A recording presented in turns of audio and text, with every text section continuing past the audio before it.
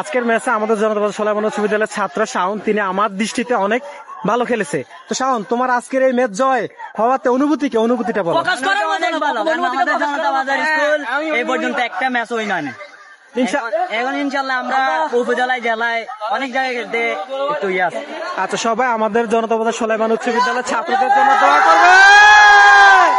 আসসালামু আলাইকুম রহমতুল্লাহি ওয়া বারাকাতুহু।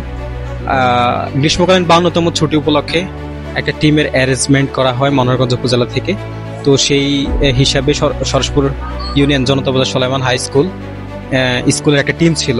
সেই টিমে জনতা সোলাইমান উচ্চ বিদ্যালয় 1-0 গোলে এগিয়ে জনতা সোলাইমান 1, সাইস্কেল হাই স্কুল 0 জয় হয়ে এসেছে। মনোহরগঞ্জ উপজেলা ছাত্র দলের যুগ নায়ক জনাব মারুফ হোসেন মারুফ ভাই আমাকে ফোন করছে, আমরা যেহেতু সরসপুর ইউনিয়ন ছাত্র দল, মারুফ এই ছাত্রদের পিছনে কাজ করবে শুধুমাত্র ভালো সহায়তা করার জন্য, সেই হিসাবে আমাকে তার প্রতিনিধি হিসেবে পাঠাইছে। আমরা গেছি, খেলাটা উপভোগ করছি এবং তাদেরকে দিক নির্দেশনা স্বরূপ যতটুকু সম্ভব আমরা চেষ্টা করছি সহায়তা দেওয়ার জন্য।